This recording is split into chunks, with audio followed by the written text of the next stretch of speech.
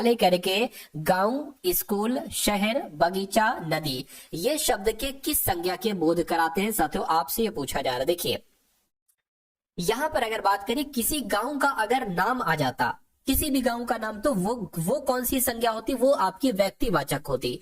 लेकिन गांव आ गया तो ये जातिवाचक संज्ञा हो जाएगी। अगर किसी स्कूल का नाम आ जाता तो वो व्यक्तिवाचक संज्ञा हो जाती, लेकिन स्कूल शब्द है तो जातिवाचक हो जाएगी। किसी शहर का नाम आ जाता तो वो व्यक्तिवाचक होता, लेकिन शहर शब्द आ गया है तो वो जातिवाचक हो जाएगी। उसी प्रकार किसी बगीचे का नाम आ जाता या किसी नदी का नाम आ जाता तो वो व्यक्तिवाचक हो जाता, लेकिन यहाँ पर बगीचा और नदी शब्द साथियों कैसा है, मैं कहूंगा ये आपका जो है वो जातिवाचक संज्ञा। अब उसके बाद देखिए ये थोड़ा सा अच्छा क्वेश्चन है, देखकर साथियों बताइए राइट आंसर आपका क्या होगा।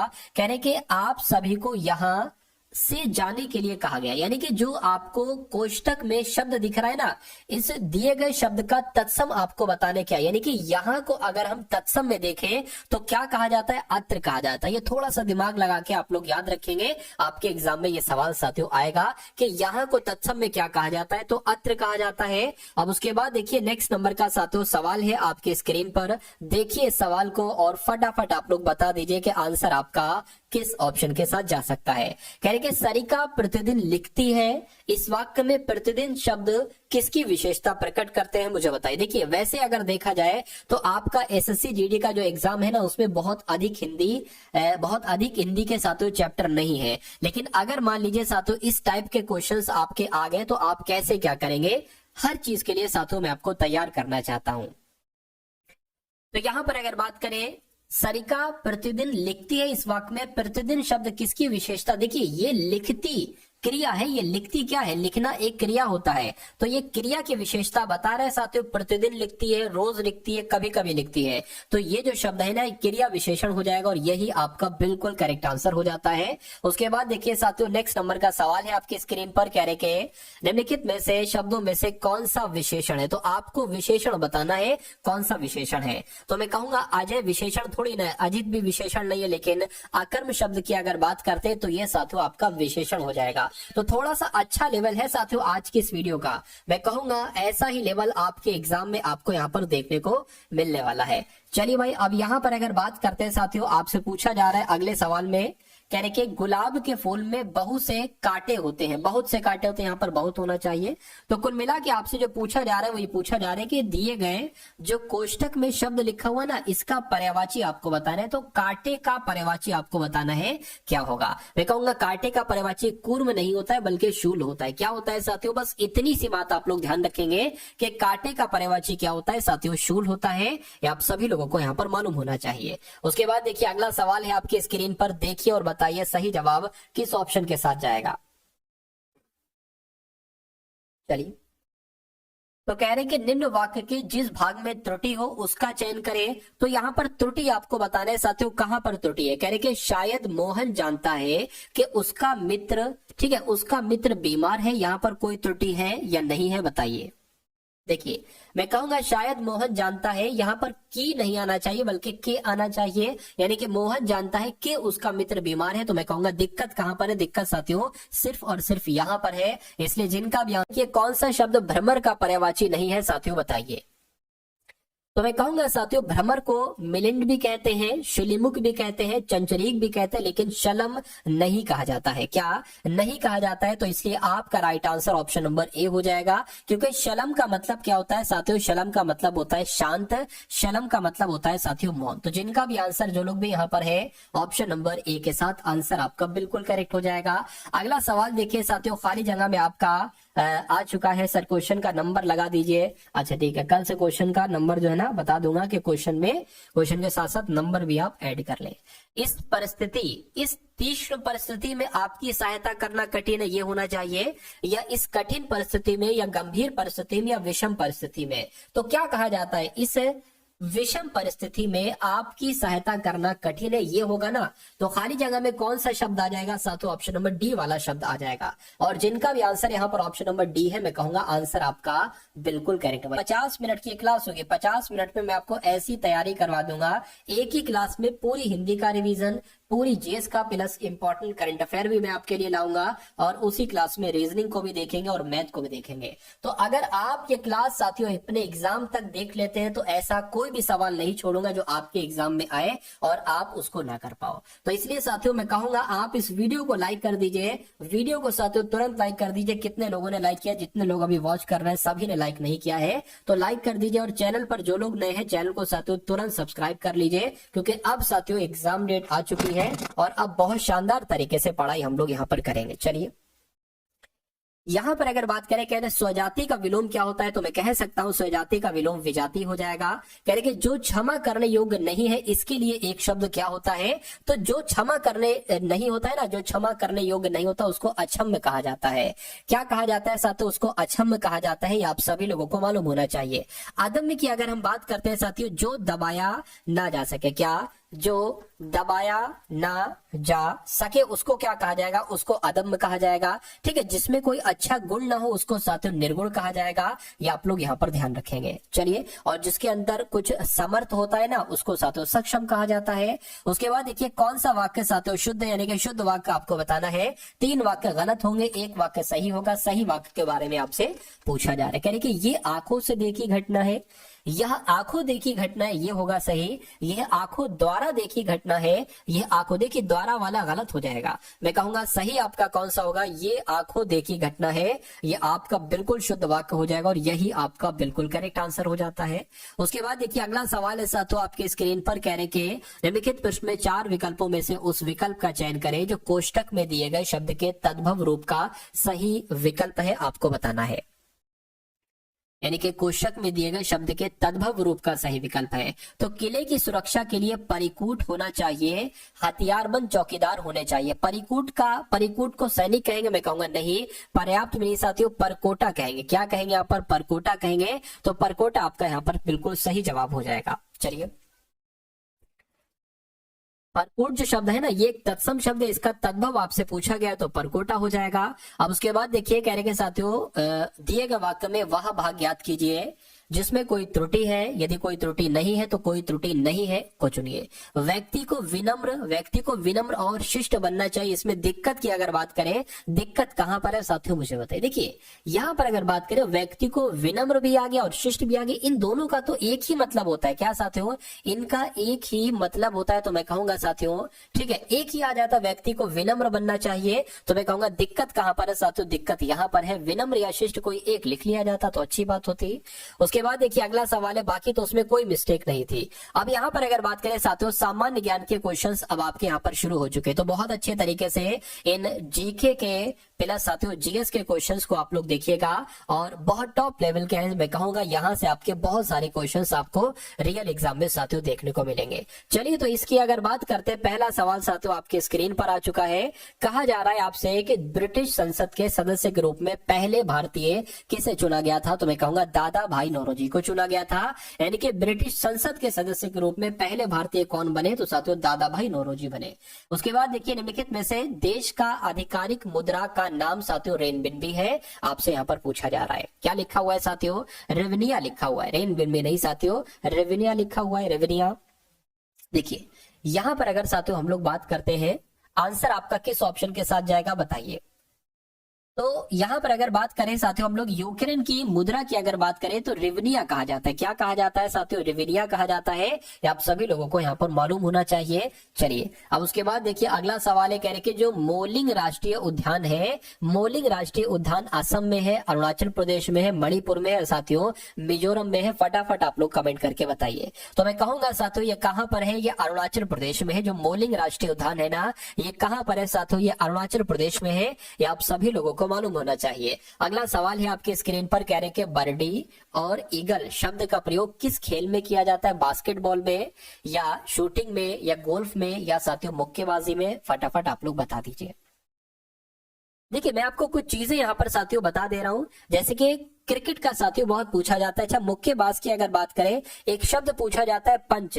पंच शब्द का इस्तेमाल कहां पर किया जाता है? मुक्केबाजी में किया जाता है पंच शब्द का इस्तेमाल, ठीक है ना। उसके अलावा अगर क्रिकेट की जब हम बात करते हैं तो क्रिकेट के एक दो शब्द आप लोग यहाँ पर मैं आपको बता देता हूं। जैसे कि अगर बात करें साथियों, एक होता है साथियों नो आउट, नो आउट का, ठीक है, नो आउट का भी क्रिकेट में किया जाता है और गुगली का भी जो है ना वो क्रिकेट में ही किया जाता है।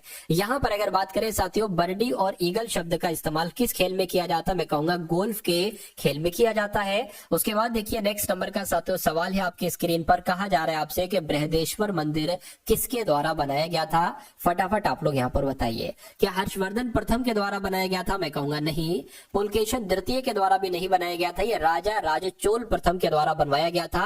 ये आप सभी लोगों को साथियों मालूम होना चाहिए। यानी कि अगर आपसे पूछ लिया जाए कि बृहदेश्वर मंदिर किसके द्वारा बनवाया गया, तो राजा राजचोल प्रथम के द्वारा बनवाया गया। बस इतनी सी बात आप सभी लोगों को मालूम होना चाहिए भाई। बहुत बढ़िया, वेरी गुड क्लास। अगला सवाल है आपके स्क्रीन पर, इस सवाल को देखिए। कहा जा रहा है कि यूनेस्को के द्वारा बायोस्फीयर के विश्व नेटवर्क पर भारत के कितने बायोस्फीयर रिजर्व को मान्यता दी गई है? तो अगर सवाल आपसे पूछा जाए तो 12 आप लोग बता देंगे। यानी कि यूनेस्को के द्वारा बायोस्फीयर के विश्व नेटवर्क पर भारत के 12 बायोस्फीयर रिजर्व को मान्यता दी गई है। साथियों, जो भी क्वेश्चंस मैं आपको करा रहा हूं वो आपके एग्जाम के लिए बहुत इंपॉर्टेंट है, इसलिए जिन्होंने भी अभी तक क्लास को साथियों लाइक नहीं किया, मैं रिक्वेस्ट करता हूं कि क्लास को आप सभी लोग यहां पर लाइक कर दीजिए, क्योंकि आपके लिए साथियों ऐसी क्लास चल रही है जो पूरे यूट्यूब पर आपको साथियों कहीं नहीं मिलेगी। तो बहुत अच्छे तरीके से आप लोग यहां पर क्लास को अटेंड करिए। चलिए, कहने के धन्वंतरी पुरस्कार ये किस क्षेत्र में दिया जाता है? तो अगर आपसे पूछा जाए धन्वंतरी पुरस्कार किस क्षेत्र में दिया जाता है, तो चिकित्सा के क्षेत्र में दिया जाता है। और अब साथियों आपको मेहनत का लेवल ट्रिपल करना पड़ेगा। क्या? तिगना चौगना साथियों आपको मेहनत का लेवल करना पड़ेगा। मैं भी अपनी मेहनत बढ़ाऊंगा, क्योंकि साथियों आपकी एग्जाम डेट आ चुकी है, ठीक है ना। मैं आपको एक बार फिर से देखकर बता देता हूं कि आपकी एग्जाम डेट का जो नोटिस आया था वो कब कब साथियों आपकी परीक्षा है। चलिए, हाँ ये रहा नोटिस। 4 फरवरी से आपकी परीक्षा शुरू है। 4 को है, 5 को है, 6 को है, 7, 8, 9, 10, 11, 12, 13, फिर 13 के बाद 14 को नहीं है, 15 को नहीं है, 16 को नहीं, फिर 17, 18, 19, 20 को है, और फिर 21 को है, फिर 22 को नहीं है, 23 को नहीं है, 24 को और 25 को है। यानी कि लगभग 4 फरवरी से 25 फरवरी तक साथियों आपकी यहाँ पर परीक्षाएं चलेंगी। तो अपने एग्जाम को क्रैक करने के लिए साथियों आप मेहनत लग जाइए, क्योंकि एक बार अगर जॉब लग जाती है तो उससे अच्छी बात साथियों कुछ नहीं होगी। कहने के भारत का सबसे बड़ा बॉक्साइट उत्पादक राज्य कौन सा है? फटाफट बताइए। तो मैं कहूंगा ओडिशा आपका यहाँ पर राइट आंसर हो जाएगा। उसके बाद देखिए जनगणना 2011 के अनुसार, 2011 की जनगणना के अनुसार ग्रामीण भारत की आबादी कितनी थी? तो उस समय साथियों कितनी थी ग्रामीण भारतीय आबादी? कितनी थी? 83 करोड़ थी, यानी कि 83.3 करोड़ थी। ये आपको मालूम होना चाहिए। अब उसके बाद देखिए कह रहे कि ऑस्कर पुरस्कार जीतने वाले या वाली पहले भारतीय कौन थे, आपको बताना है।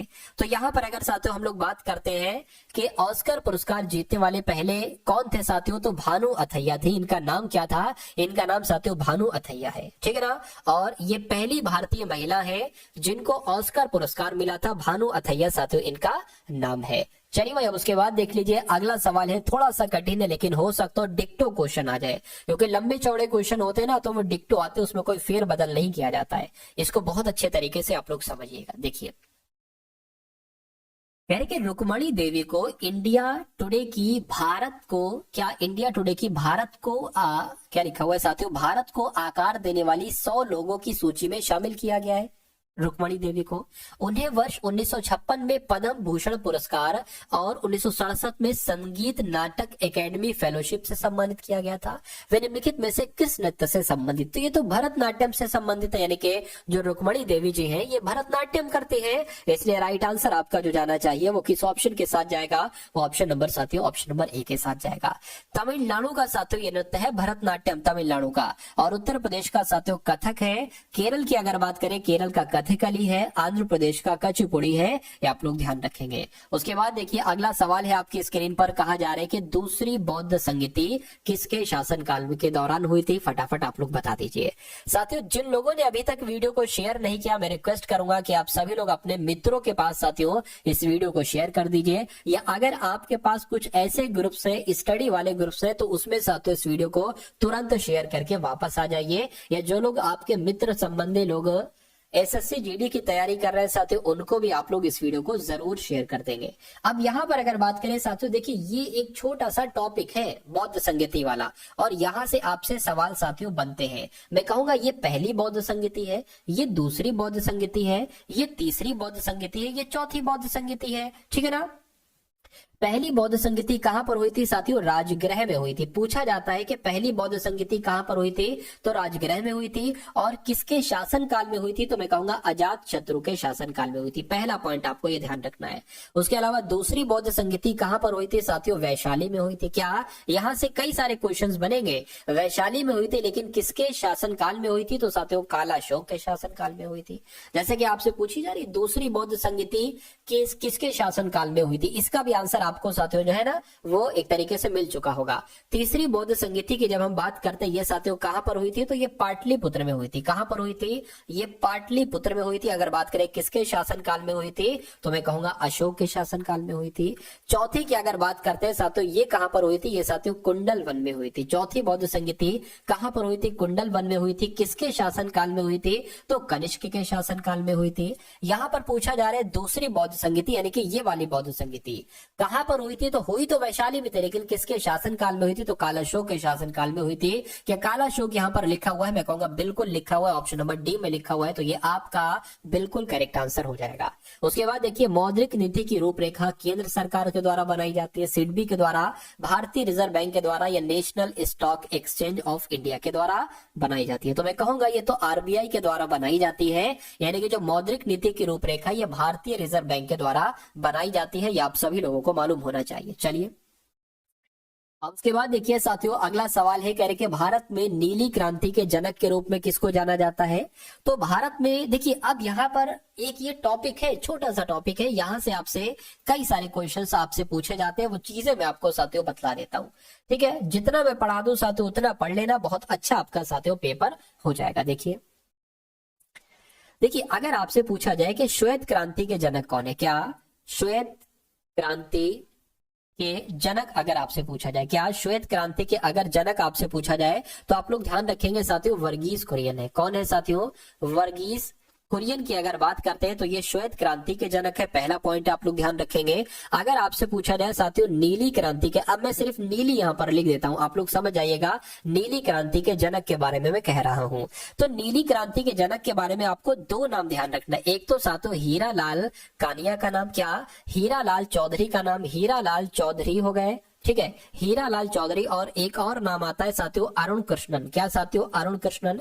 तो दोनों में से कोई दिखे तो लगा देना नीली क्रांति की ये जनक है। और हरित क्रांति की जब हम बात करते हैं साथियों, हरित क्रांति के जनक यहाँ पर कौन है? तो हरित क्रांति के जनक साथियों एम एस स्वामीनाथन है। कौन है? एम एस स्वामीनाथन है, आप लोग ध्यान रखेंगे। और रजत क्रांति की अगर बात करते हैं ना साथियों, रजत क्रांति की अगर बात करें तो साथियों इंदिरा गांधी है, ये आप लोगों को मालूम होना चाहिए। इंदिरा गांधी जी इसकी जनक है। अब बात करें साथियों नीली क्रांति का जनक कौन पूछा गया? हीरा लाल चौधरी और अरुण कृष्णन। तो मैं कहूंगा हीरा लाल चौधरी यहाँ पर है, तो यही आपका बिल्कुल करेक्ट आंसर है। अगला सवाल देखिए, कह रहे प्रयागराज हल्दिया राजमार्ग को किस राष्ट्रीय राजमार्ग के रूप में जाना जाता है? तो मैं कहूंगा राष्ट्रीय राजमार्ग 1 के रूप में जाना जाता है। ये आपका साथियों बिल्कुल करेक्ट आंसर हो जाता है। और जिनका भी आंसर यहाँ पर ऑप्शन नंबर सी है, मैं कहूंगा आंसर आपका बिल्कुल करेक्ट भाई, बहुत बढ़िया, वेरी गुड क्लास। चलिए अब उसके बाद देख लेते हैं नेक्स्ट नंबर का सवाल है आपकी स्क्रीन पर। देखिए सवाल को और फटाफट बताइए राइट आंसर आपका यहाँ पर क्या हो सकता है। कहा जा रहा है साथियों प्रतिबाधा का मात्रक क्या होगा, बताइए। देखिए चलिए देखिए यहां पर अगर बात करिए प्रतिबाधा क्या है, ये प्रतिबाधा जो है ना साथियों, ये प्रतिरोध का क्या, ये प्रतिरोध का और प्रतिघात का योग है। अगर आपसे पूछा जाए प्रतिबाधा का मात्रा क्या है, तो आप सिंपल सा ओम बता देंगे। क्या बता देंगे? ओम बता देंगे और आगे बढ़ जाएंगे। उसके बाद देखेंगे करंट अफेयर का सवाल है, बहुत इंपॉर्टेंट है। कह रहे वृक्षारोपण अभियान 2024 का उद्घाटन किसने किया था? जो अगले 5 वर्षों में कोयला क्षेत्रों के तहत 15,350 हेक्टेयर हरित क्षेत्र लगाने का लक्ष्य रखने वाला एक हरित अभियान है। तो ये साथियों इसका उद्घाटन किसने किया गया था? मैं कहूंगा केंद्रीय मंत्री किशन रेड्डी के द्वारा इसका उद्घाटन किया गया था। ये क्वेश्चन बहुत इंपॉर्टेंट है। अब उसके बाद देखिए, कह रहे कि नरेंद्र मोदी ने मई 2024 में विवेकानंद रॉक मेमोरियल में ध्यान किया। ठीक है ना? बिल्कुल। ये कहां पर स्थित है? तो ये कहां पर स्थित है साथियों? विवेकानंद रॉक मेमोरियल में कहूंगा कहां पर स्थित है? कन्याकुमारी में स्थित है। आंसर आपका जाएगा ऑप्शन नंबर डी के साथ। उसके बाद देखिए पेरिस पैरालंपिक 2024 के उद्घाटन समारोह में भारत के ध्वजवाहक साथियों कौन रहे? फटाफट में आपके कमेंट पर साथियों नजर है, आप लोग बताने की कोशिश कीजिए।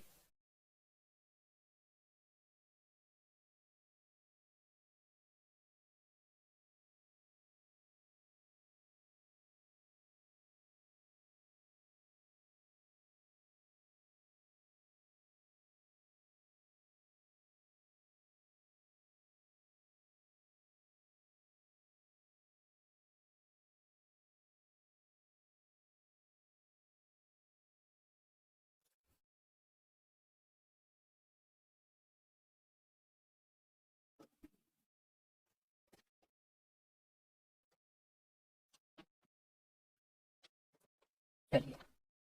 हम्म।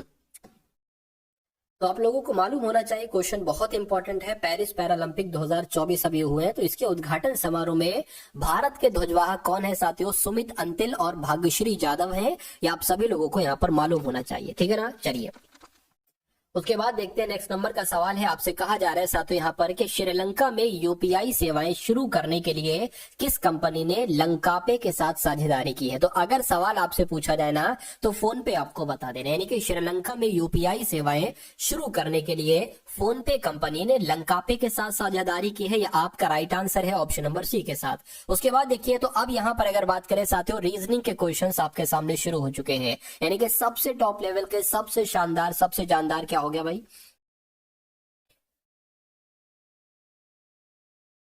ठीक है ना? तो अब रीजनिंग के साथियों सबसे शानदार हम लोग क्वेश्चन देखेंगे। पहला रीजनिंग का क्वेश्चन है, ये आपको देखना है और साथियों फटाफट आप लोग बताइए आंसर क्या होगा। यहां पर कहा गया है कि साथियों 19 है, 4 है, 44 है, 59 है और साथियों 61 है। आपको बताने कि यहाँ पर कौन सा ऑप्शन अगर हम फॉलो करते हैं तो हमें ये देखिए, अगर बराबर की बात करें तो बराबर हमें 61 मिल जाए। अगर हम साथियों इसको लगाएं तो ये सबसे पहले प्लस आ जाएगा, ये माइनस आ जाएगा, ये बराबर आ गया, ये गुणा आ गया। यानी कि क्या अगर हम 59 और 61 की गुणा कराएं तो जो ये तो हमें बहुत बड़ा नंबर मिलेगा। 59 61 की गुणा कराएं और इसको कैलकुलेट कराएं कि ये और ये बराबर होगा? बिल्कुल नहीं साथी, हो ही नहीं सकता बराबर। तो मैं कहूंगा कि ए वाला ऑप्शन तो नहीं हो सकता। बी वाले को चेक करते हैं, गुणा लगा दिया, प्लस लगा दिया, माइनस लगा दिया, बराबर लगा दिया, यानी कि ये 61 है और ये साथियों, यानी कि इन सबको कैलकुलेट करने पर अगर 61 आ जाता है तो ये आंसर हो जाएगा। नहीं होता है साथियों, दूसरे वाले को हम देखेंगे। चलिए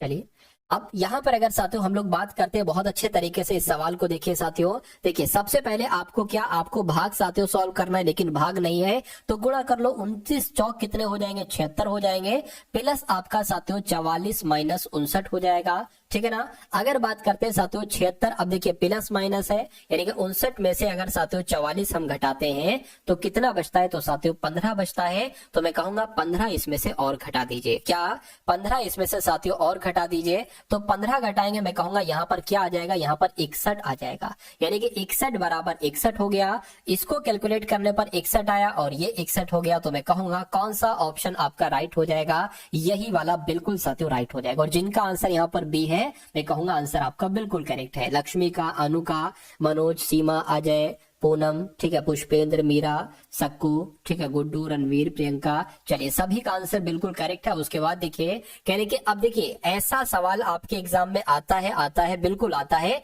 और एक दो नहीं साथियों, कम से कम कभी कभी मैंने किसी शिफ्ट में 3-3 क्वेश्चन देखे नंबर सीरीज से आपके।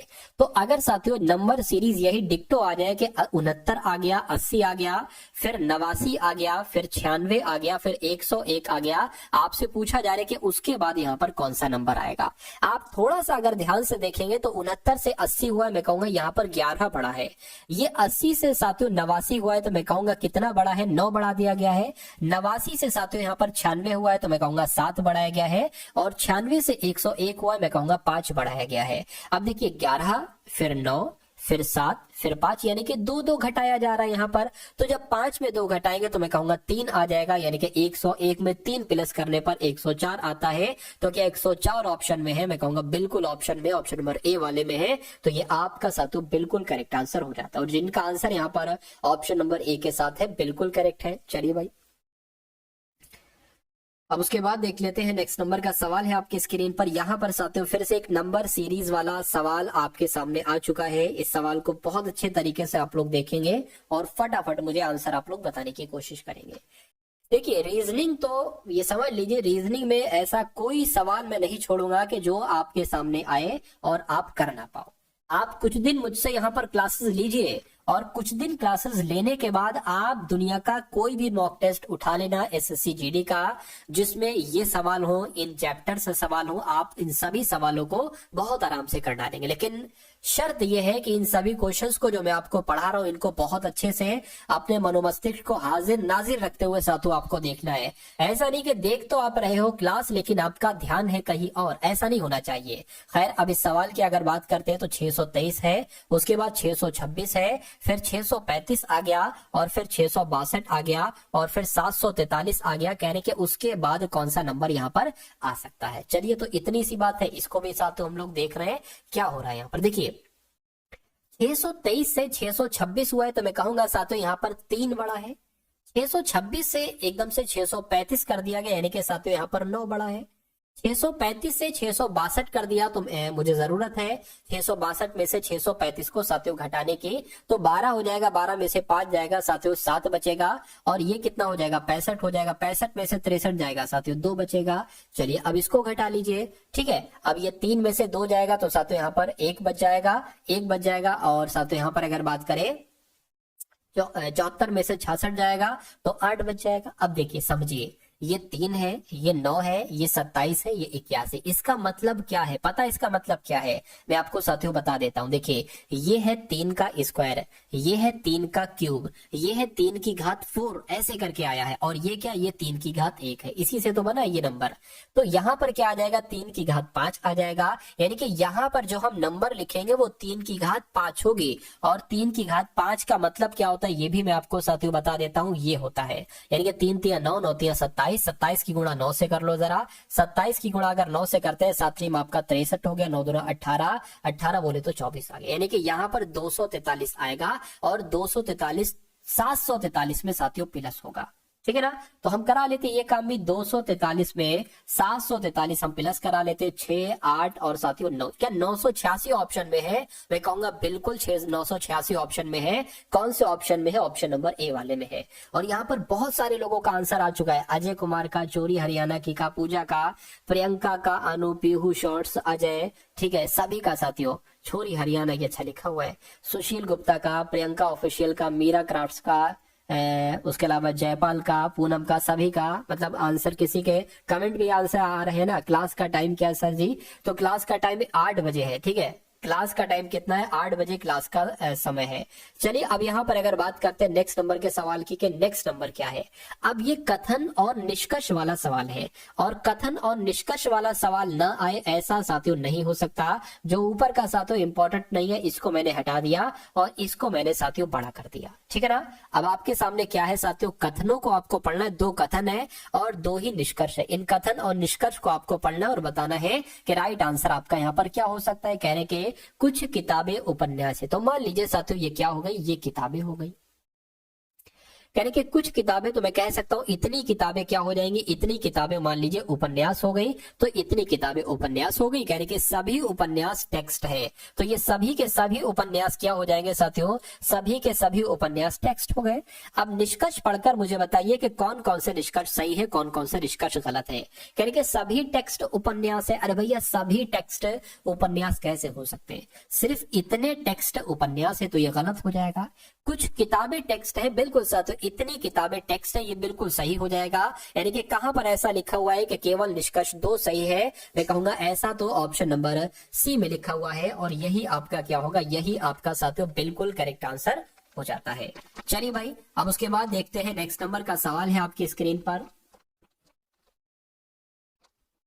चलिए, तो अब यहां पर अगर बात करें, देखिए ऐसा भी सवाल आपसे एग्जाम में पूछा जाता है, तो आप कैसे करोगे इस सवाल को। यानी कि एक पासे की 3 स्थितियां नीचे दी गई हैं, बिल्कुल दी गई हैं, 4 के विपरीत फलक पर क्या आएगा, इतनी सी बात आपसे पूछी जा रही है।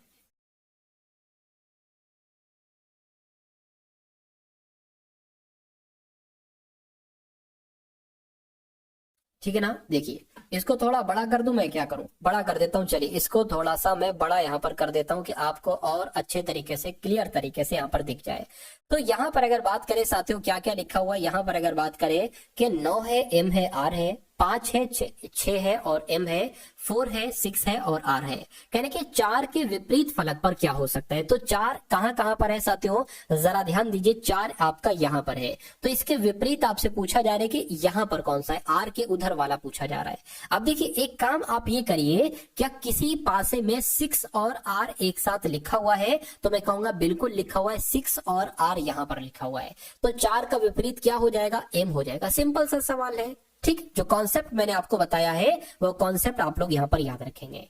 चलिए, यानी कि अगर ऐसे करके किसी का पूछा जाए कि इसका विपरीत क्या होगा, तो देखो ये 2 नंबर कहीं पर लिखे हुए, यानी कि 6R कहीं पर लिखा है, उसके बाजू में जो नंबर होगा वही इसका विपरीत हो जाएगा। ये ट्रिक है, आप लोग याद रखेंगे। उसके बाद देखिए नेक्स्ट नंबर का साथियों सवाल है आपकी स्क्रीन पर। कहा जा रहा है कि AJM, क्या साथियों यहां पर अगर बात करें AJM को KHY लिखा जाता है, तो आपको उसी प्रकार PKS को QIN लिखा जाता है। तो आपसे साथियों पूछा जा रहा है कि किसको TBC लिखा जाएगा। सबसे पहले इसको थोड़ा सा आप समझने की कोशिश करिए कि AJM से KHY साथियों आखिर ये बना कैसे।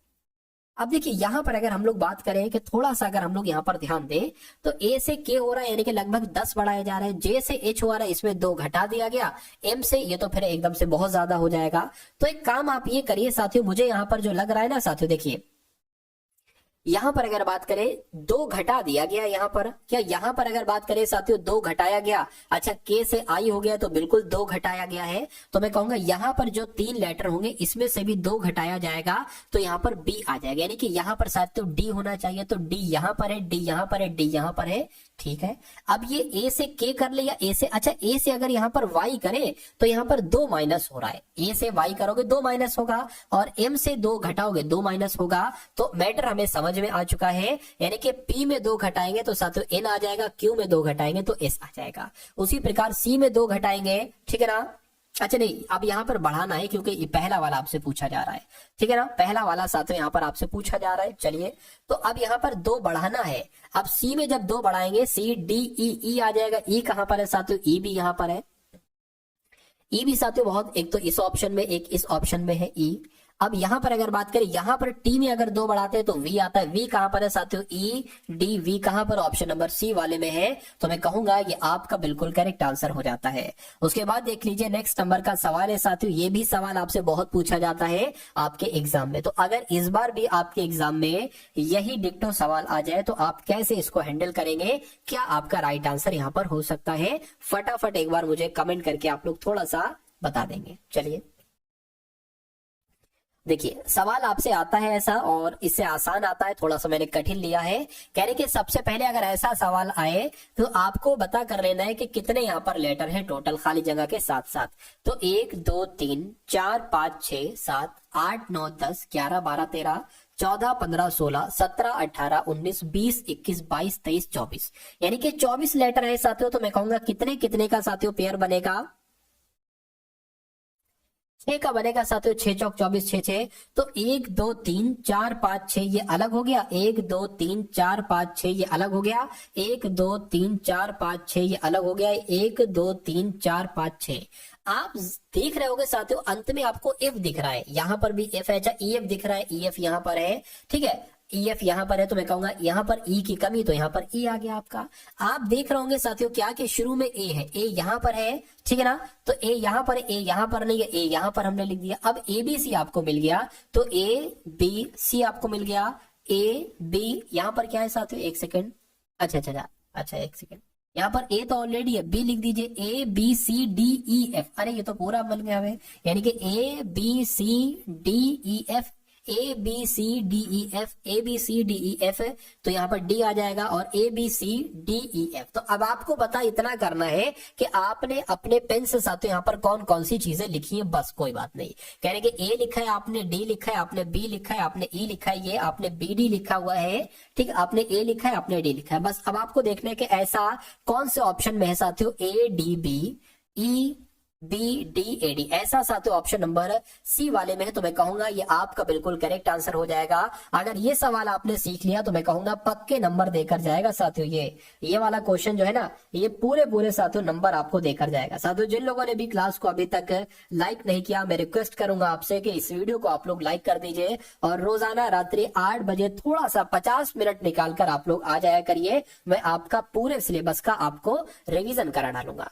चलिए भाई, और अगर वॉइस वगैरह की कोई भी कभी भी इस समय की मैं बात नहीं करना, किसी भी समय आपको दिक्कत अगर लगे वॉइस की कि भैया वॉइस कम आ रही है या कुछ कट कर वॉइस आ रही है, तो आप लोग बता देंगे, मैं नेटवर्क जो है वो उसको ठीक कर लूंगा, चेक कर लूंगा। चलिए, तो ये भी बहुत टॉप लेवल का सवाल है। अगर ये आपकी समझ में आ जाता है तो मैं कहूंगा बहुत अच्छा आपका माइंड है, समझने की कैपेसिटी आपके अंदर अच्छी है। अगर आपकी ये समझ में ही आ जाता है, यही बहुत बड़ी बात है, समझ में अगर आपकी आ जाए, और मैं आपको समझा के रहूंगा। चलिए, तो इस सवाल को भी हम लोग देख लेते हैं। एक सवाल ऐसा ही आपसे पूछा जाता है, इसी टाइप से एक क्वेश्चन आता है एसएससी जीडी में, कहने कि एक निश्चित कोट भाषा में हियर वी गो वेस्ट को क्या लिखा जाता है, 8 6 4 9 लिखा जाता है। यानी कि हो सकता हो हेयर का कोड हो 8, या ये भी हो सकता है हेयर का कोड 4 हो, या हो सकता हो 9 हो सकता हो गो का कोड 6 हो, 8 हो, 4 हो, कुछ भी हो सकता है। ऐसा नहीं कि हेयर का कोड 8 ही होगा, वी का कोड 6 होगा, ऐसा नहीं है। उसके बाद कह रहे हैं कि दूसरी लाइन में कहने के वेस्ट एंड ईस्ट बेस्ट का कोड क्या है, 4 @ PR, ठीक, 4 वर्ड्स है, 4 यहाँ पर हमें संकेत वगैरह दिख रहे हैं। उसके बाद कह रहे हैं कि ईस्ट डायरेक्शन सन को हम #JT और QM के रूप में लिखते हैं। तो आपसे पूछा जा रहा है कि डायरेक्शन ईस्ट के लिए निम्नलिखित में से कौन सा कोड हो सकता है, बस इतनी सी आपको साथियों बात बताना है। चलिए, तो हम यहाँ पर साथियों देख लेते हैं कि सबसे पहले अगर हम बात करें कि ईस्ट आपको देखते हैं कहां पर है। क्या ईस्ट आपका यहाँ पर है, ईस्ट यहाँ पर आपका नहीं है, यानी कि ईस्ट का कोड 8 6 4 9 नहीं हो सकता, ठीक। ईस्ट क्या यहाँ पर है, बिल्कुल साथियों ये है, ईस्ट ये रखा है, यानी कि ईस्ट का कोड 4 #PR में से कोई एक हो सकता है। अच्छा, ईस्ट आपका यहाँ पर भी दे रखा है, यानी कि इसमें जो ईस्ट का कोड है और इसमें जो ईस्ट का कोड है वो तो सेम होगा, और इसमें सेम क्या है साथियों, ये हैशटैग है, ठीक है। ये हैशटैग जो है ना, तो मैं कह सकता हूं कि ईस्ट का कोड हमें क्या मिल चुका है साथियों, हैशटैग मिल चुका है। अब हमें डायरेक्शन का कोड निकालना है, तो डायरेक्शन का कोड यहाँ पर नहीं है, डायरेक्शन का कोड यहाँ पर भी नहीं है, डायरेक्शन सिर्फ इसमें लिखा हुआ है, यानी कि डायरेक्शन का कोड या तो JT हो जाए या QM हो जाए, या तो मैं कहूंगा साथियों अच्छा सिर्फ ऑप्शन में तो यहाँ पर हैशटैग सिर्फ और सिर्फ ऑप्शन नंबर डी वाले में है। अरे भाई, ईस्ट का कोड हैशटैग है तो हैशटैग यहाँ नहीं है, यहाँ नहीं है, यहाँ नहीं है, ठीक है ना। तो मैं कहूंगा QM की अगर बात करें, QM आपका डायरेक्शन का कोड हो जाएगा, यानी कि आपका राइट आंसर अगर है ऑप्शन नंबर डी के साथ तो बिल्कुल करेक्ट है। साथियों मैं देख पा रहा हूं, मुझे बहुत खुशी है कि बहुत सारे लोगों का यहाँ पर आंसर ऑप्शन नंबर डी के साथ जा रहा है, जो कि बिल्कुल करेक्ट है। अब उसके बाद देखिए साथियों, ये भी सवाल एक अच्छे लेवल का है, ठीक है। लेवल थोड़ा सा मैंने बढ़ा दिया है क्योंकि सब कुछ आपको साथियों आना चाहिए, सब कुछ आपको मालूम होना चाहिए। चलिए, यहां पर अगर बात करें कि एक निश्चित कोड भाषा में A+B का मतलब है A B का पुत्र है। इसको आपको अभी नहीं देखना, मैं आपको बता रहा हूं। यानी कि उपरोक्त के आधार पर यदि P × Q भाग R - T + S, तो P का इससे क्या संबंध है, यानी कि S क्या कहेगा P को, बस इतनी सी बात आपसे पूछी जा रही है। ऐसा भी एक सवाल आपसे पूछा जाता है, तो आप इस सवाल को साथियों कैसे करेंगे ये मैं आपको बताने की कोशिश कर रहा हूं।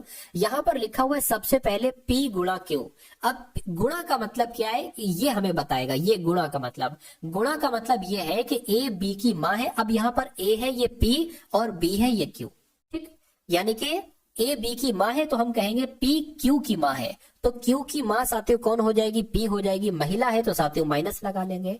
अब है भाग, भाग का मतलब है साथियों ये, यानी कि ए बी का भाई है, यानी कि क्यू आर का भाई है। तो क्यू है ना साथियों, क्यू ये आर का भाई है, तो मैं कहूंगा ये भाई हो गया, तो प्लस हमने यहाँ पर लगा लिया। उसके बाद अब माइनस वाला देखिए जरा, कहने के ए माइनस बी का अर्थ है ए बी की बहन है, यानी कि आर टी की बहन है, यानी कि जो आर है ना आर, ये टी की बहन है, तो ये माइनस हो गई, बहन है। यानी कि टी प्लस एस का मतलब क्या होगा, प्लस यहां पर लिखा हुआ ए बी का पुत्र है, यानी कि टी एस का पुत्र है। तो टी जो है ना, टी साथियों ये एस का पुत्र है। मैं कहूंगा ये तीनों बच्चे हैं, ये भाई है, भाई बहन है, और ये आपस में पति पत्नी है। अरे भाई इनकी माता ये है और इनके पिता ये है, ये दोनों आपस में भाई बहन है, तो जाहिर सी बात है पी पत्नी है, एस पे पति है। तो सवाल आपसे क्या पूछा जा रहा है ये जरा देखिए, कहने की तो पी का एस से क्या संबंध होगा, यानी कि एस क्या कहेगा पी को। तो भैया एस क्या कहेगा पी को, एस क्या कहेगा पी को, एस पत्नी ही तो कहेगा। तो पत्नी कहां पर लिखा हुआ, मैं कहूंगा ऑप्शन नंबर सी में लिखा हुआ है। तो जिनका भी आंसर यहाँ पर ऑप्शन नंबर सी है बिल्कुल करेक्ट है। चलिए चलिए, बहुत बढ़िया, और सभी का आंसर यहाँ पर ठीक है, लगभग लगभग सभी का आंसर यहाँ पर बिल्कुल करेक्ट जा रहा है। इस बात की साथियों मुझे खुशी है। चलिए अब तो साथियों नेक्स्ट नंबर का सवाल देखते हैं, और इस सवाल को साथियों देखिए आप और मुझे बता दीजिए कि आपका यहाँ पर जो सही जवाब है वो किस ऑप्शन के साथ जाएगा। चलिए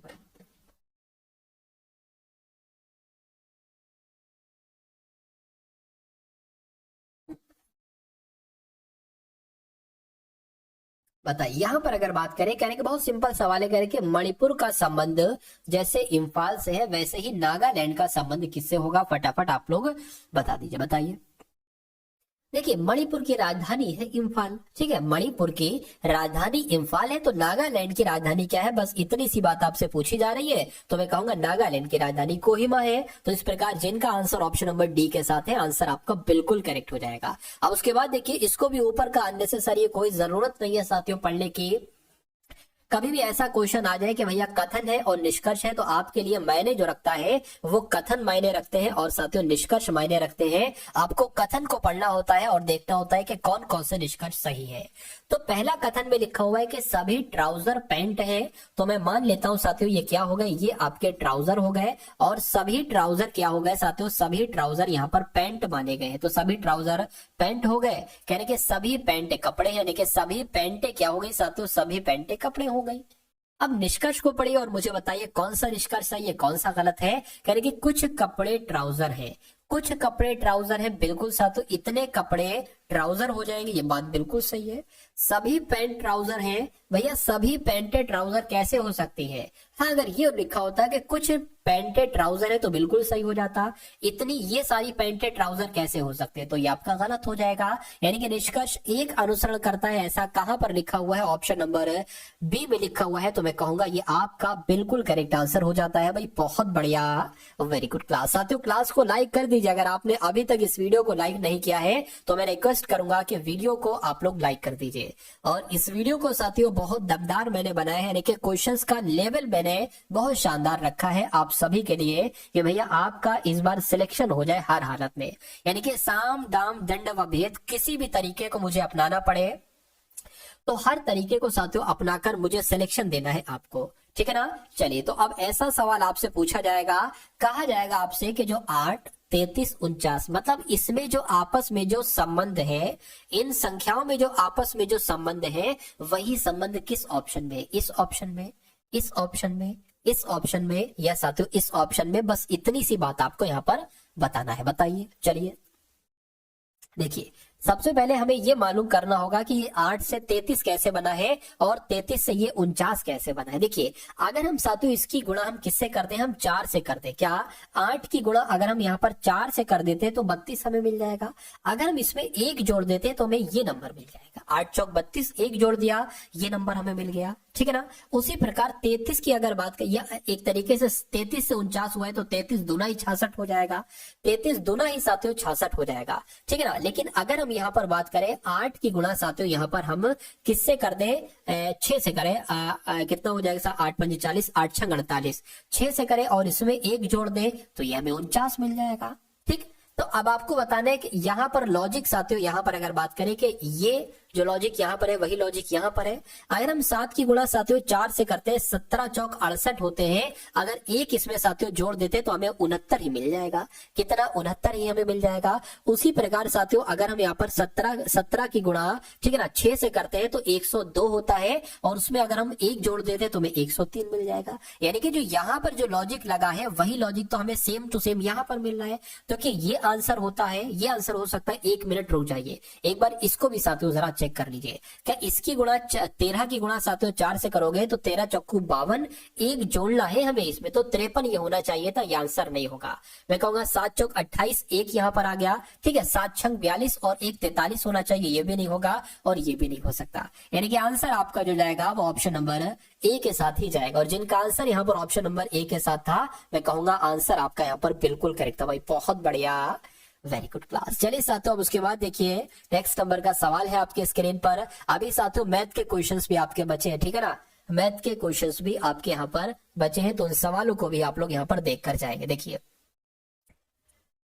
कि अंग्रेजी वर्णमाला क्रम के आधार पर एक निश्चित तरीके से HJLI को OQSP से संबंधित किया जाता है। यानी कि कहने का मतलब साथियों इनके क्या है, कहने का मतलब इनके ये है कि HJLI को क्या लिखा जाता है, OQSP लिखा जाता है। उसी प्रकार साथियों कहा गया है कि BDFC को क्या लिखा जाता है, IKMJ लिखा जाता है। तो आपसे पूछा यह जा रहा है कि NPRO को क्या लिखा जाएगा। लॉजिक आपको पता करना है कि आखिर इसमें लग क्या रहा है, क्या इसमें रूल लगा है। देखिए H होता है 8 पर, O होता है 15 पर, ठीक, J होता है 10 पर, Q होता है 17 पर, L होता है 12 पर, S होता है 19 पर। तो मुझे ये सब चीजें करके मुझे मालूम पड़ा कि इसमें 7 प्लस हुआ है। H में 7 प्लस करोगे O आ जाएगा, J में 7 प्लस करोगे 17 आ जाएगा, L 12 पर होता है 7 प्लस करोगे 19 बोले तो S आ जाएगा, I 9 पर होता है 9 में 7 प्लस करोगे कितना हो जाएगा, 16 हो जाएगा, ठीक है ना। तो मैं कहूंगा यहाँ पर भी क्या ये लॉजिक लगा है। देखिए B 2 पर होता है, I 9 पर होता है, यानी कि 7 बढ़ाया गया है।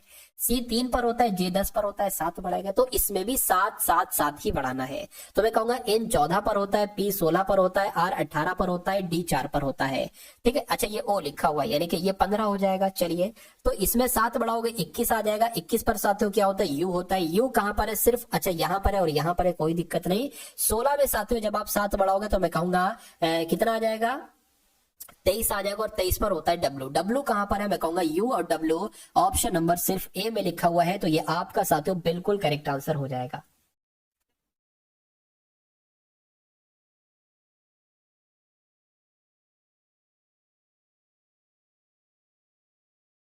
ठीक है ना। तो ये भी सवाल आपकी समझ में आ गया। अगर ये आपके एग्जाम में आता है तो आप इसको भी बहुत अच्छे तरीके से उकाड़ फेंकेंगे। अब उसके बाद देखिए नेक्स्ट नंबर का सवाल है जो आपके लिए बहुत इंपॉर्टेंट है, ठीक है। ये सवाल आपको हो सकता है परेशान करे, लेकिन मैं आपको बहुत अच्छे तरीके से इसको बहुत शांत मिजाज से समझाऊंगा और ये आपकी बहुत अच्छे तरीके से समझ में भी आ जाएगा। फिर ऐसा कोई और सवाल आता है तो इसी रूल्स पर अगर कोई और सवाल आता है तो आप उसको बहुत आराम से कर डालेंगे,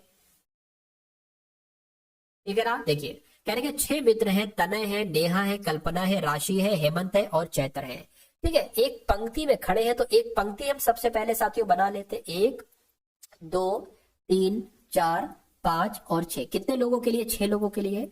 यानी कि नेहा और चैत्र के बीच 2 व्यक्ति बैठे, यानी कि नेहा और चैत्र के बीच 2 व्यक्ति बैठे, ठीक है। यानी कि कल्पना जो है ना, कल्पना ये राशि और नेहा के बीच में है। यानी कि हेमंत चैत्र के पास खड़ा हुआ है, ठीक है। नेहा पंक्ति के किसी एक छोर पर बैठी है। तो नेहा या हो सकता हो बाई तरफ बैठी हो यहाँ पर, या हो सकता हो साथियों दाई तरफ बैठी हो। आप कहीं पर भी अभी बैठा लो, यहाँ पर या यहाँ पर। मान लीजिए हम नेहा को अगर यहाँ पर बैठा रहे हैं और अगर सब कुछ सही रहता है तो हमारा ये आंसर हो। लेकिन अगर बीच में आप गड़बड़ाए, आपको क्रम सही नहीं लगा, तो आप इसको कट करके नेहा को यहाँ पर बैठा देना, ठीक है ना। अच्छा आप शुरू से एक बार पढ़ते, कह रहे कि नेहा और चैत्र के बीच 2 व्यक्ति हैं, तो नेहा और चैत्र, चैत्र हम यहाँ पर बनाएंगे तभी तो नेहा और चैत्र के बीच 2 लोग बैठेंगे, ठीक है। कह रहे कि कल्पना जो है ना, कल्पना ये राशि और नेहा के बीच में है। यानी कि कल्पना जो है ना, कल्पना ये राशि और नेहा के बीच में, यानी कि राशि हम यहाँ पर बैठा लेंगे, राशि को यहाँ पर बैठा लेंगे, तो राशि और नेहा के बीच में कौन बैठ जाएंगी साथियों? कल्पना जी बैठ जाएंगी। ठीक है, अब कह रहे हैं कि हेमंत चैत्र के पास खड़ा हुआ है, ये चैत्र है, तो जाहिर सी बात है साथियों हेमंत कहां पर खड़ा होगा? हेमंत यहाँ पर खड़ा होगा। उसके बाद कह रहे हैं कि नेहा पंक्ति के किसी एक छोर पर बैठी है, नेहा छोर पर बैठी है, तो कह रहे हैं कि चैत्र और तनय के बीच में कौन है? तो चैत्र और तनय कहाँ गया साथियों? तनय कहाँ गया? अच्छा, यहां पर बात करें, एक जगह छुट्टी है और मैं कहूंगा 6 लोग थे, 5 को तो हमने बैठा दिया है, सिर्फ तनय ही बचा हुआ है, तो जाहिर सी बात है तनय यहां पर आ जाएगा। और पूछा जा रहा है कि तनय और चैत्र और तनय के बीच में कौन बैठा है? तो चैत्र और तनय के बीच में कौन बैठा है? हेमंत बैठा है। तो आपका राइट आंसर साथियों क्या हो जाएगा? हेमंत हो जाएगा। ठीक है ना, और जिनका भी आंसर यहाँ पर ऑप्शन नंबर सी के साथ है, मैं कहूंगा आंसर आपका बिल्कुल करेक्ट हो जाता है भाई, बहुत बढ़िया, वेरी गुड क्लास। चलिए साथियों, उसके बाद देखते हैं नेक्स्ट नंबर का सवाल है कि नेक्स्ट नंबर साथियों क्या कहता है और कैसे साथियों यहां पर आपका आंसर जो है वो बहुत अच्छे तरीके से साथियों आ सकता है। देखिए, चलिए, तो क्या कहा जा रहा है साथियों यहां पर अगर बात करते हैं, कह रहे कि 5 व्यक्ति है एफ, जे, एन, आर और वी, ये केंद्र के सम्मुख एक वृत्ताकार मेज के चारों ओर बैठे, जरूरी नहीं कि इसी क्रम में समान हो, बिल्कुल, यानी कि एक वृत्त हम बना लेते हैं और 5 लोगों की जगह बैठा लेते हैं, 1 2 3 4, कितने लोग हैं? 5 लोग हैं, 1 2 3 4 और एक ये 5। कह रहे हैं कि साथियों एफ के ठीक बाई ओर बैठा है जे, यानी कि एफ हम कहीं पर भी बैठालते हैं हमारा आंसर एक आएगा। मान लीजिए यहां पर अगर हम एफ को बैठालते हैं तो कहने कि एफ के ठीक बाई ओर बैठा है जे, तो बाया एफ का इधर होगा। जो बाया होता है ना, बाया साथियों, बाया कहते हैं उल्टे हाथ को, क्या कहते हैं? बाया कहते हैं उल्टे हाथ को। और साथियों दाया किसे कहा जाता है? सीधे हाथ को कहा जाता है। तो इतनी सी बात आप लोग ध्यान रखेंगे। तो कहने के एफ के ठीक बाएं बैठा है जे, यानी कि जे यहां पर बैठेगा। उसके बाद कह रहे हैं कि एफ के बाईं ओर से दूसरे स्थान पर एन बैठा है, तो एफ के बाईं ओर से दूसरे स्थान पर क्या हो जाएगा? ये हो जाएगा, यानी कि यहाँ पर एन बैठा है। यानी कि जे के बाईं ओर दूसरे स्थान पर वी बैठा है। तो अभी हमें जे नहीं पता है कहां पर है, वी भी नहीं पता है साथियों कहां पर है। चलिए, कोई दिक्कत नहीं है, ठीक है। चलिए, अच्छा, हाँ एक सेकंड, जे यहाँ पर है तो ना, जे के बाईं ओर, यानी कि जे के बाईं ओर दूसरे स्थान पर वी बैठा है, तो मैं कहूंगा वी यहां पर आ जाएगा। जे से बाएं दूसरे स्थान पर ये आ जाएगा। कहेंगे तो जे के दाईं ओर दूसरे स्थान पर कौन बैठा है? जे के दाईं ओर दूसरे स्थान पर कौन बैठा है? यहां पर कौन बैठा है? देखिए, टोटल 5 लोग थे, जिसमें से हमने 4 लोग बैठाल दिए हैं। अब बचा कौन है? बचा साथियों आर है, तो आर यहीं पर बैठेगा। तो यही आपसे पूछा जा रहा था कि जे के दाएं दूसरे स्थान पर कौन बैठा है? आर बैठा है। तो आर कहां पर है? मैं कहूंगा ऑप्शन नंबर डी में आर है, यानी कि यही आपका बिल्कुल करेक्ट आंसर हो जाएगा। चलिए, ठीक है ना, तो सभी का आंसर यहाँ पर डी है। मैं देख पा रहा हूँ प्रियंका ऑफिशियल का, सुशील, अनु, जय, पीहू शर्मा, ठीक है, पीहू शॉर्ट्स, मनोज, अनु, उसके अलावा साथियों शाहनाज नाज है, आलोक शर्मा है, मनोज है, सीमा है, ठीक है ना, रुस्तम रावत है, सोनम है, ठीक है। चलिए, छोरी हरियाणा की है, ठीक है, सीमा है, सुनीता है, सोनू है, सभी का आंसर यहाँ पर लगभग लगभग बिल्कुल सही है। अब उसके बाद देखिए अगला सवाल है आपकी स्क्रीन पर, इस सवाल को देखिए और मुझे बता दीजिए कि आपका राइट आंसर क्या होगा। यहाँ पर क्या कहा जा रहा है आपसे? कहने के निम्नलिखित समीकरण को संतुलित करने के लिए किन 2 चिन्हों को आपस में बदलना होगा?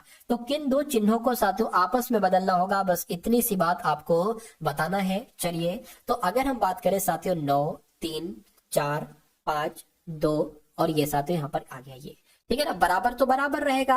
यानी कि अब आपको इसको कैलकुलेट करके 9 लाना है, तो प्लस की माइनस की जगह पर गुणा, गुणा की जगह पर साथियों माइनस आप रखेंगे अगर, तो प्लस है प्लस लिख दिया, माइनस की जगह पर गुणा आ गया, भाग की जगह पर भाग आ गया, गुणा की जगह पर माइनस आ गया। तो इसको कैलकुलेट करके अगर 9 आता है तो आपका आंसर ऑप्शन नंबर ए के साथ जाएगा। अगर 9 नहीं आता है तो हम अगला देखेंगे कुछ। तो 3 चौक यहाँ पर ये आपका 3 गुणा 4, ये भाग आपका ये हो जाएगा, ये हो जाएगा, और प्लस आपका ये हो जाएगा, ठीक है। 3 चौक आपका 12। मुझे तो नहीं लग रहा साथियों पॉइंट में आंसर आएगा, यहाँ पर पॉइंट में आएगा तो इसको साथियों हटा दीजिए, ये आंसर नहीं हो सकता।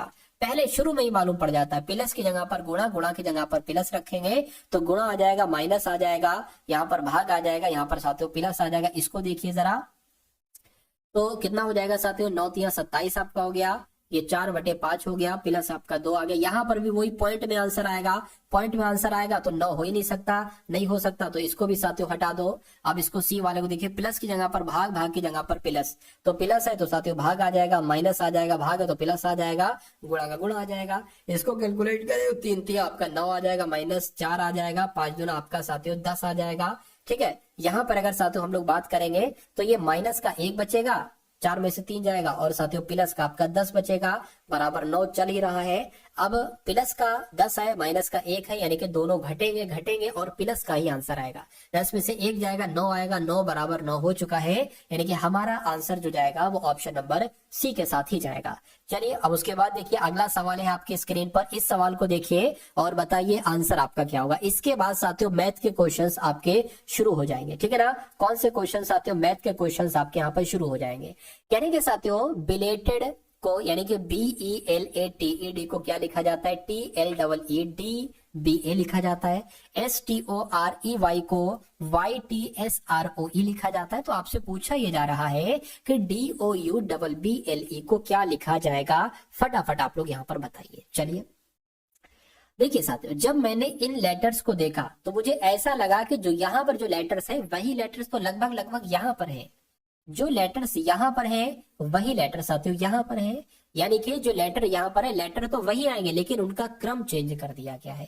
क्रम कैसे साथियों चेंज कर दिया गया है, मैं कुछ बताने की कोशिश करता हूँ। जैसे कि इसमें जो लेटर सबसे बाद में आता है वो कौन सा है, वो साथियों टी है, ये वाला। एक सेकेंड,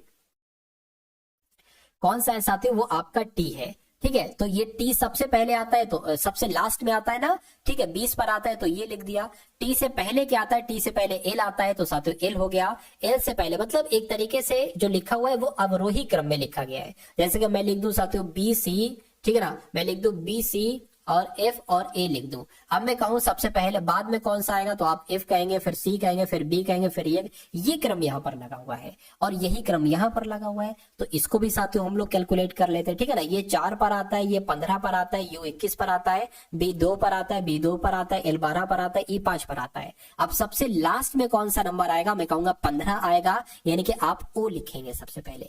उसके बाद सॉरी 15 नहीं 21 आएगा। क्या आएगा साथियों, 21 आ जाएगा यहाँ पर। तो आप सबसे पहले 21 लिखेंगे, फिर 15 लिखेंगे, यानी कि पहले U लिखेंगे, फिर आप O लिखेंगे। तो UO कहां पर लिखा हुआ है, यहां पर लिखा हुआ है, UO यहां पर लिखा हुआ है। उसके बाद साथियों आप यहां पर क्या लिखेंगे, आप यहां पर साथियों 12 लिखेंगे, यानी कि L लिखेंगे तो L आ जाएगा। तो UO, ठीक है, UOL यहाँ पर भी है, यहाँ पर भी कोई दिक्कत नहीं। एक और देख लेते हैं। अच्छा 12 हो गया ना, 12 के बाद साथियों अब आपका क्या आ जाएगा, फटाफट बताइए। अब यहाँ पर आपका ये 5 आ जाएगा, यानी कि यहाँ पर E आ जाएगा। तो यहाँ पर E भी लिखा हुआ है, UOLE भी। एक और देख लेते हैं साथियों, ठीक है ना, एक और देख लेते हैं साथियों। ठीक है, E के बाद साथियों यहाँ पर क्या आ जाएगा, मैं कहूंगा यहाँ पर एक तरीके से साथियों 4 वाला आ जाएगा, यानी कि D आ जाएगा। तो D कहां पर है, यहाँ पर है। और उसके बाद साथियों ये वाला 2 और ये वाला 2। तो मैं कहूंगा आंसर आपका जो जाएगा वो ऑप्शन नंबर D के साथ जाएगा। ठीक है, उसके बाद देखिए अगला सवाल है। तो अब यहाँ पर साथियों आपके सामने मैथ के क्वेश्चन शुरू हो चुके हैं। कौन से क्वेश्चन, बहुत अधिक नहीं, कुछ चुनिंदा क्वेश्चन ही हम लोग देखेंगे साथियों मैथ के। और इन सभी क्वेश्चंस को आप देखिएगा, बहुत अच्छे कॉन्सेप्ट पर आधारित साथियों ये सवाल है। इस सवाल में थोड़ी सी टाइपिंग मिस्टेक है। ये जो 2 यहाँ पर लिखा ना, ये असल में स्क्वायर है, ये भी स्क्वायर है और ये भी स्क्वायर है। मैं यहाँ पर आपको सही तरीके से लिखकर बता देता हूं। देखिए 381 है प्लस 119 है, ठीक है, और ये स्क्वायर लगा दिया गया, प्लस यहाँ पर 381 है माइनस 119 है और यहाँ पर स्क्वायर लगा दिया गया है, बटे क्या है साथियों 381, ठीक है ना, 381 का होल ऑफ स्क्वायर है, प्लस है और 119 का यहाँ पर होल ऑफ स्क्वायर है। तो आपको इसको सॉल्व करना है। तो इसको मैं आपको शॉर्ट ट्रिक बता दूं करने की, क्या इसको मैं साथियों आपको शॉर्ट ट्रिक बता दूं करने की। अगर शॉर्ट ट्रिक आपको बताना है तो मैं आपको एक सूत्र बता देता हूं, वो सूत्र आपके बहुत काम आएगा। देखिए वो सूत्र क्या है साथियों, वो सूत्र है A प्लस बी, क्या साथियों,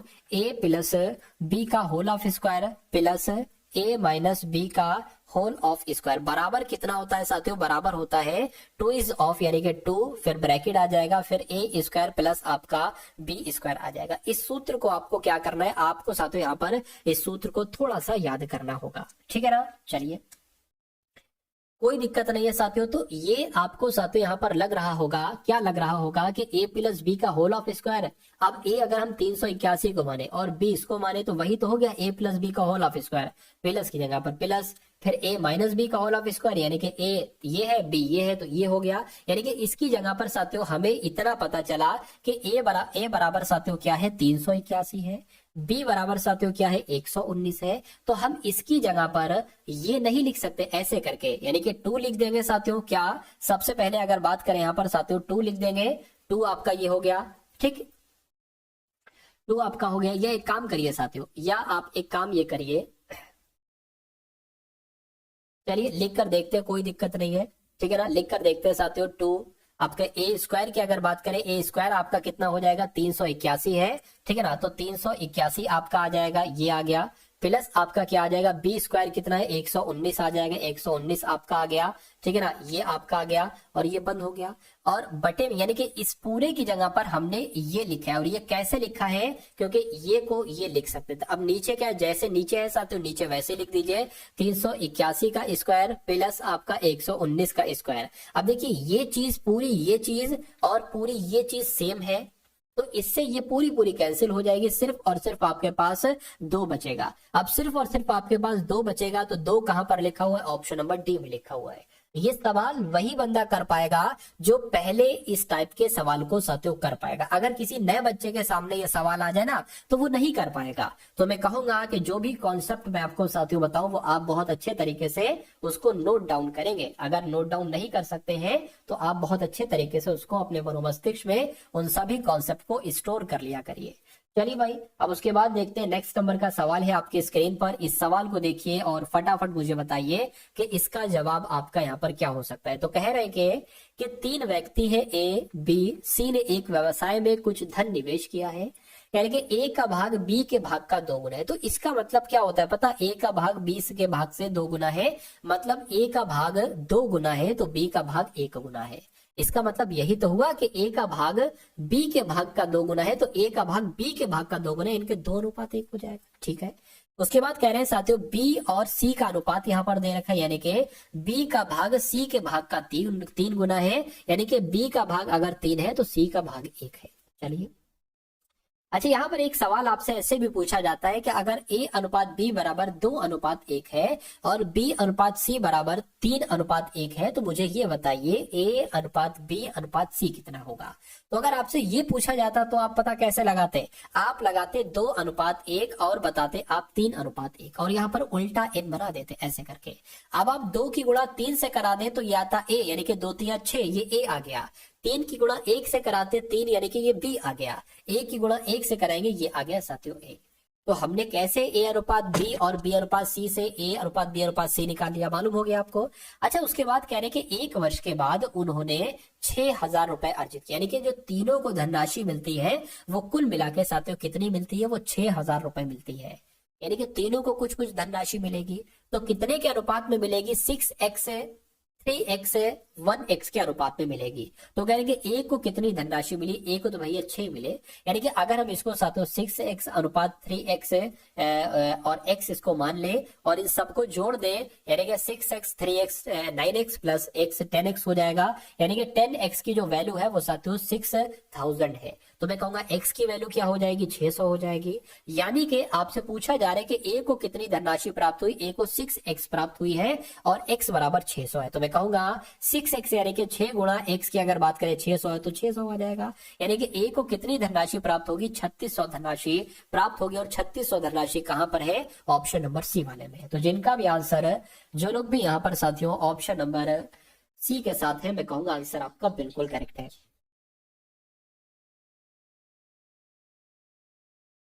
ठीक है साथियों, चलिए। और यहां पर अगर आपसे बी का पूछता कि बी को कितनी धनराशि प्राप्त हुई है तो आप 600 में 3 की गुणा करा देते। अगर आपसे पूछा जाता सी को कितनी धनराशि प्राप्त हुई, तो 6 क्या, एक्स का मान क्या है 600, तो 600 आंसर वहां पर हो जाता। अब उसके बाद देखिए साथियों, अगला सवाल है आपकी स्क्रीन पर, इस सवाल को देखिए और फटाफट आप लोग यहाँ पर मुझे आंसर बतला दीजिए कि आपका राइट आंसर क्या होगा। यानी कि एक फैंसी वस्तु पर अंकित मूल्य, यानी कि एक वस्तु है जिस पर 250 रुपए लिखे हुए हैं कि ये वस्तु 250 रुपए की है, लेकिन लेकिन लेकिन त्योहार सीजन चल रहा है, यानी कि त्योहार का सीजन चल रहा है, तो 18% की छूट मिल जाती है 250 रुपए पर। ठीक है, चलिए, तो 18% की छूट मिली, यानी कि वो वस्तु 82% में दे दी गई। अगर मैं कहता 40% की छूट मिली तो वो वस्तु 60% में जाती। अगर मैं कहता 30% की छूट मिली तो वो वस्तु 70% में जाती। तो 18% की छूट मिली, यानी कि वो वस्तु 82% में जाएगी। यानी कि इस 250 का 82% कितना होगा, इतनी सी बात आपसे पूछी जा रही है। क्योंकि जब 82% छूट में थोड़ी ना मिली, यानी कि 82% पर वो बेची गई, कहने का मतलब ये है। अगर 40% की छूट मिलती यानी कि वो वस्तु 60% में जाएगी। अगर 30% की छूट मिलती यानी कि वो वस्तु 70% में जाएगी। तो मैं कहूंगा 82, अब यहाँ पर ये आ गया ऐसा, तो छूट के बाद वो, यानी कि छूट के बाद वो वस्तु कितने रुपए की बिकेगी, 250 है और ये है, यानी कि 0 से 0 कैंसिल हुआ, 5 पंजे 25 हो जाएगा और ये 2 आ जाएगा, 2 से इसको कट करेंगे, 2 चौक और 2 एकम, यानी कि 41 पंजे आप बता दीजिए, वही आपका आंसर आ जाएगा। तो मैं कहूंगा 205 आ जाएगा। यानी कि अगर कोई वस्तु 250 रुपए की है, उस पर 18% की छूट दी जाएगी, तो वो वस्तु 205 रुपए की यहाँ पर हो जाएगी। ठीक है ना। तो कुल मिला के जिनका भी आंसर ऑप्शन नंबर बी के साथ है, बिल्कुल करेक्ट आपका आंसर हो जाता है। उसके बाद देख लीजिए नेक्स्ट नंबर का साथियों सवाल है, कह रहे कि 19 गुणा, फिर ब्रैकेट में है 24 भाग, फिर ब्रैकेट में है 24 गुणा 4 भाग 16, फिर उसके बाद साथियों का 4 लिखा हुआ, इसका मान आपको बताना है क्या हो सकता है। तो यहाँ पर अगर बात करें साथियों, 19 है गुणा, फिर ब्रैकेट में क्या है, ठीक है, ये बड़ा वाला ब्रैकेट है, एक सेकेंड। यहां पर अगर साथियों हम लोग बात करते हैं, ये 19 आपका हो गया गुणा, अब ब्रैकेट के अंदर क्या आ गया, 24 आ गया, भाग आपका फिर क्या आ गया साथियों, 24 आ गया, ठीक है ना, गुणा आपका 4 आ गया, भाग 16 आ गया, और साथियों का 4 आ गया। इसका मान आपको बताना, ब्रैकेट के अंदर ये है तो इसको सबसे पहले सॉल्व कर लो। यानी कि इसको कैसे सॉल्व करोगे, 24 गुणा 4/16 करोगे तो 4 एकम 4, 4 चौक आपका 16 हो जाएगा। इसको कट करिए, 4 एकम 4, 4 छंग आपका 24 हो जाएगा। यानी कि साथियों कहने का मतलब ये है कि इस पूरे की जगह पर क्या आ जाएगा, 6 आ जाएगा, तो 6 गुणा 4 हो जाएगा। ठीक है ना, 6 गुणा 4 हो जाएगा, तो 4 छंग आपका 24। यानी कि अब मैं कहूंगा इस पूरे की जगह पर कितना आ जाएगा, इस पूरे की जगह पर 24 आ जाएगा। तो यहां पर अगर बात करें 24 भाग 24 लिखा हुआ है, ठीक, 24 भाग 24 लिखा और यहाँ पर 19 लिखा हुआ है। तो आपको पता है 24 भाग 24 1 होता है, 10 भाग 10 1 होता है, 50 भाग 50 50 1 होता है। तो यहाँ पर ये तो 1 हो जाएगा, सिर्फ 19 बचेगा। तो मैं कहूंगा सिर्फ और सिर्फ 19 आपका यहाँ पर बिल्कुल करेक्ट आंसर हो जाता है। और जिनका भी आंसर यहाँ पर है ऑप्शन नंबर बी यानी कि 19, तो बिल्कुल करेक्ट आपका आंसर है भाई, बहुत बढ़िया, वेरी गुड क्लास। चलिए साथियों, अब उसके बाद देखते हैं नेक्स्ट नंबर का सवाल है आपकी स्क्रीन पर, देखिए भाई।